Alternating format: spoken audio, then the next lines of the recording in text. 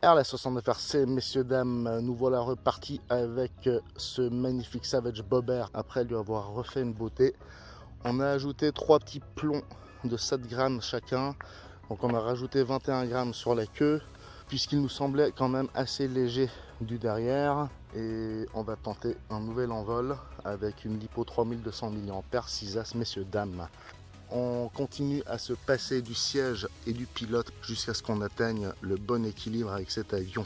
C'est parti, messieurs, dames, la 69 RC, go!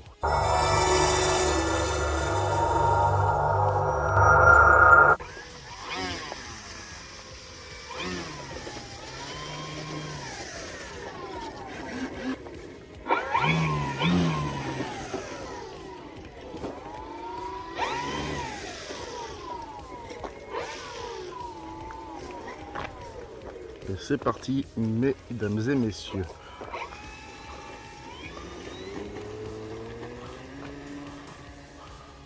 Bon, l'équilibre a l'air un peu meilleur d'entrée. Comme je disais, le 6S c'est pas du luxe.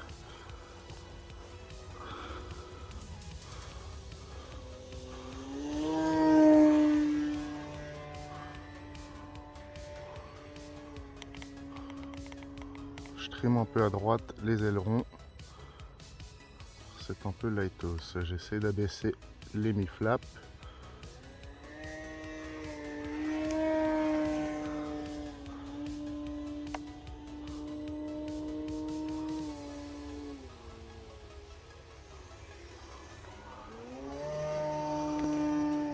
Vous réagir un peu lentement aux commandes.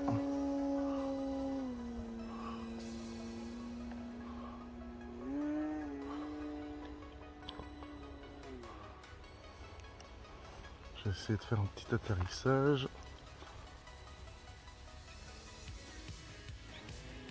Ah non, ça va pas marcher.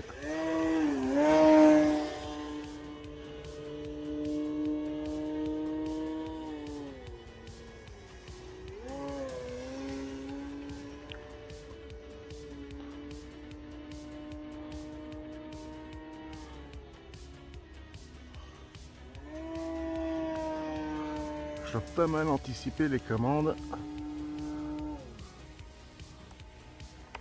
Allez, full flap. Je relâche les flaps.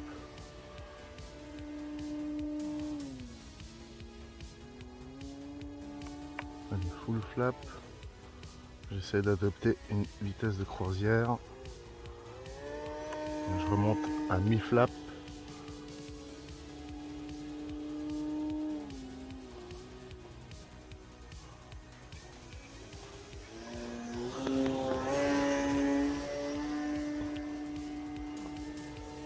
C'est pas très puissant ce 6S, hein, franchement.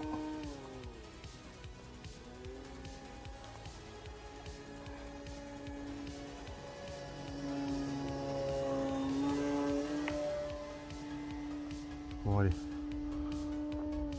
Il n'aura pas été très long ce vol, mais il faut que je rende ces ailerons un peu plus réactifs.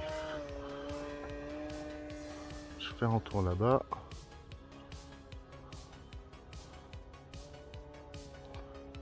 Je reviens gentiment. Mi-flap, full flap. Gaz.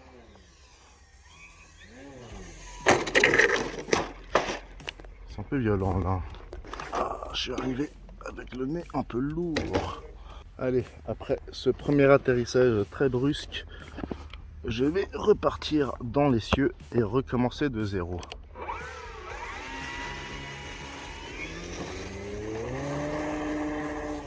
Voilà. Il décolle très doucement, c'est très joli. Je vais refaire un petit tour devant moi avant d'aller tourner et revenir.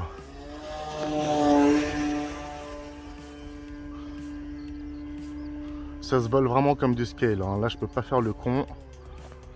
J'ai d'ailleurs intérêt à pas faire l'imbécile. Je vais faire un gros virage pour bien préparer mon atterrissage.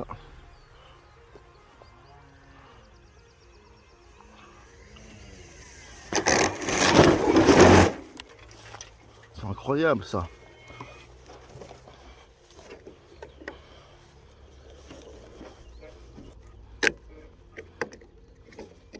Je sais pas à quel moment je vais réussir à atterrir ce truc correctement.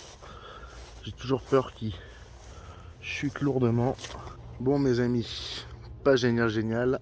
Au moins l'avion lui-même vole comme il faut. J'ai plus qu'à apprendre à atterrir correctement. Je pense que j'arrive trop vite, j'ai peur qu'il chute.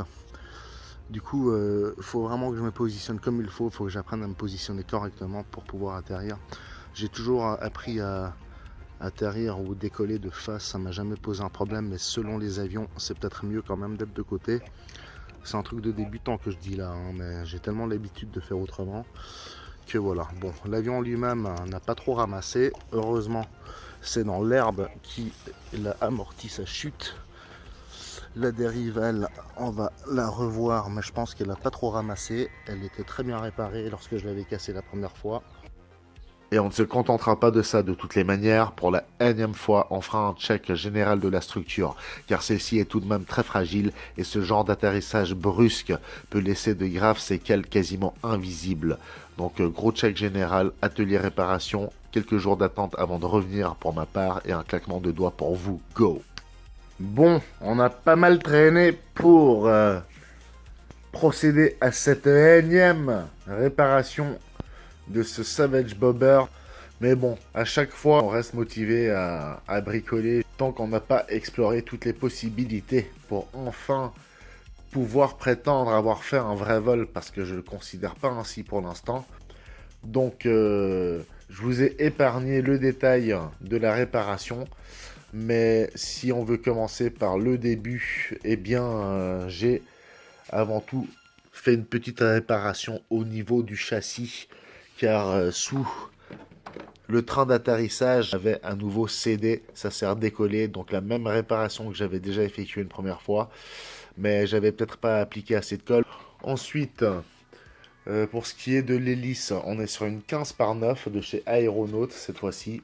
Vous aurez remarqué, j'ai changé le cône d'hélice. Il est énorme, et surtout, malgré qu'il soit en alu, il est relativement lourd, mais je trouve que visuellement, proportionnellement, ça ne me dérange pas. Le précédent, donc le petit blanc en plastique tout moisi, était un peu petit, alors que celui-ci est un tout petit peu trop grand. Peut-être une taille intermédiaire l'aurait fait, mais il est très joli, ça va bien avec ces petites parties du moteur. Du coup, si lui, il vient rajouter encore du poids, c'est pas génial. Mais voilà, ça fera plus la différence, parce que j'ai décidé d'installer la lipo ici au milieu, à la place du bonhomme, du pilote, et je laisse libre là devant. Donc c'est une expérience à faire. Comme je vous dis, il faut explorer toutes les possibilités. Et il y a aussi le fait qu'à la base, cet avion est beaucoup moins léger qu'on ne se l'imagine. Ce fuselage est très trompeur. D'ailleurs, durant l'unboxing, je ne me souviens pas ce que je vous avais dit, quelles étaient mes impressions, mais en tous les cas, je me rendais peut-être pas compte que c'était quand même assez lourd. En tout cas, il y a un mélange de bois, d'alu ou je ne sais pas quel métaux, et je pense que ça joue beaucoup. Ainsi que le train en métal, là, ça c'est vraiment, c'est très lourd quoi, donc voilà. En plus, le bonhomme, le siège et tout le bins, la lipo 4000 mAh, qui d'un point de vue taille et donc poids, est le strict maximum à pouvoir embarquer là-dedans. Je me vois mal mettre une 5000. Et je peux vous dire, je l'ai pesé quand j'ai fini de le réparer. Je l'ai repris au bout de mes doigts pour vérifier le CG. Je peux vous dire qu'il est vraiment lourd. Carbon Z Cub de chez E-Flight, qui est encore plus grand. Et vraiment un poids plume à côté. En revanche, en ce qui concerne le CG, cette fois-ci, on s'approche vraiment de ce qu'il faut. Il y a 11 cm depuis le bord d'attaque. Le CG est bien meilleur qu'auparavant. Et si c'est ça, eh bien, ça serait vraiment dommage pour le bonhomme, en tout cas, parce que j'aimais bien mon petit pilote. Voilà, j'ai construit une tour en Sagex provisoire, collée sur un support de lipo que je vais vous montrer dans quelques secondes. En fait, il était précisément à cet emplacement-là, mais au sol. Donc comme avec les câblages et tout, j'avais tout prévu au niveau de la longueur pour un récepteur à cet emplacement-là. Je me suis dit, je vais monter un truc rapidos. Comme dit, c'est provisoire parce que je suis pas sûr que mon expérience soit la bonne. Ainsi, j'aurais pas perdu trop de temps et ça sera facilement démontable. Mais là, franchement, cette fois-ci, je vois pas comment et pourquoi ça n'irait pas. Pour vous montrer en détail ce que j'ai fait.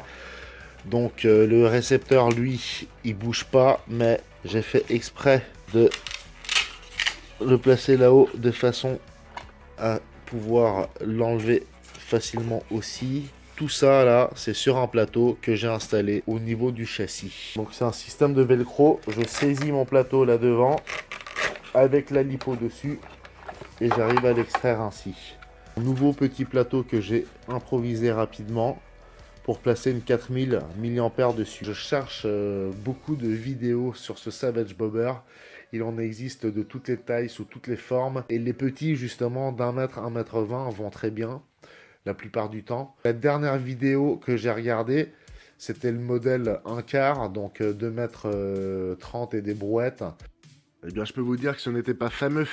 Ils se plantent tous d'une manière ou d'une autre, on ne sait pas pourquoi. Est-ce que c'est à cause de ce fuselage qui est creux?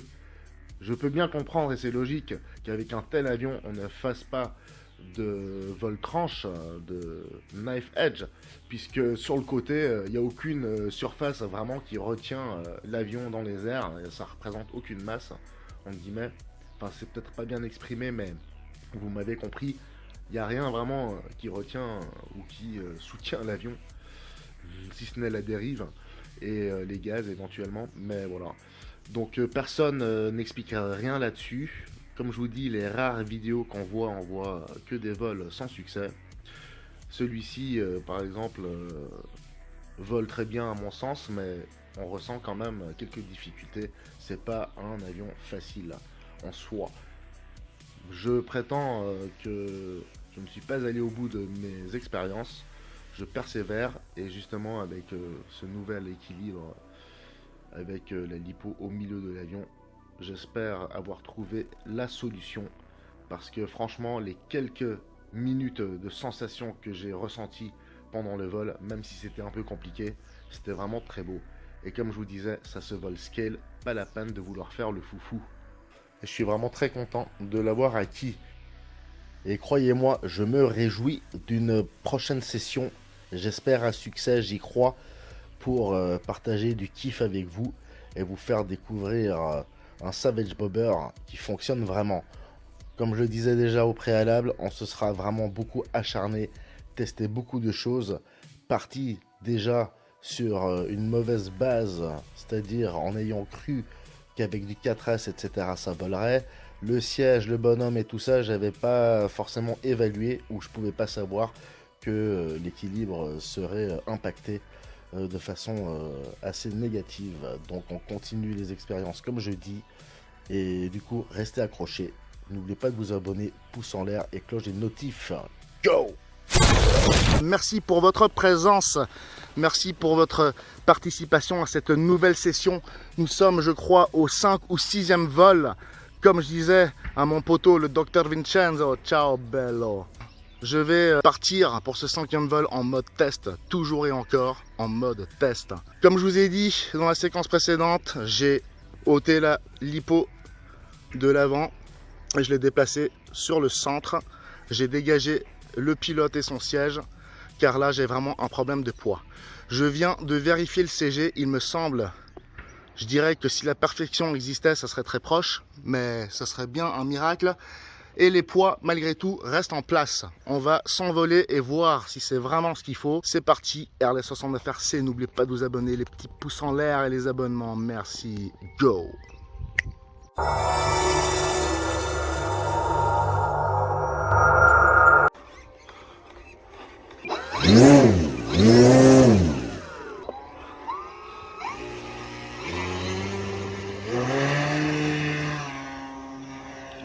Ah, je sens que ça va tout de suite mieux. Le moteur tire quand même très fort.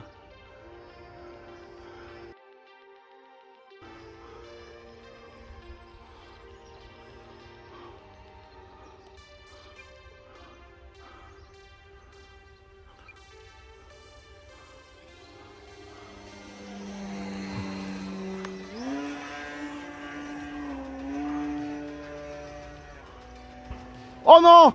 Oh non, non, non, non, non! Il a commencé à déconner là.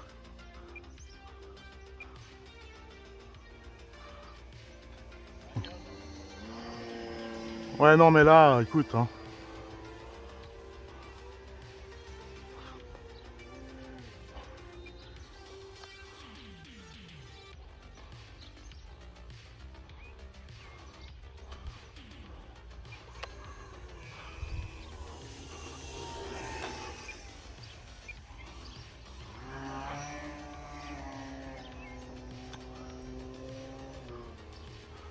Je pense qu'il a trop de couple.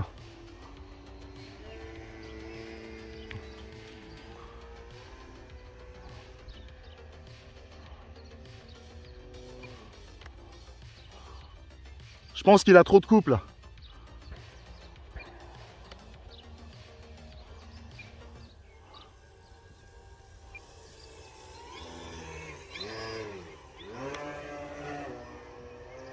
Il a trop de couple. Faut que j'y aille vraiment mollo.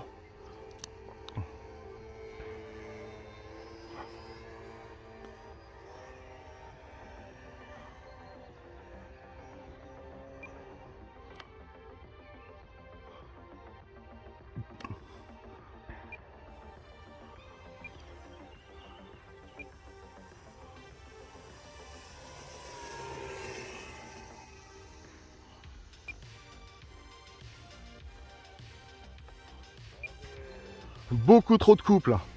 Et là, j'ai vraiment eu du bol. Je sais même pas si j'ai filmé comme il faut. Tu vois, il tourne mal. Il réagit très mal aux commandes. Il est très lent aux commandes. Et ça, en l'air, c'est vraiment très traître.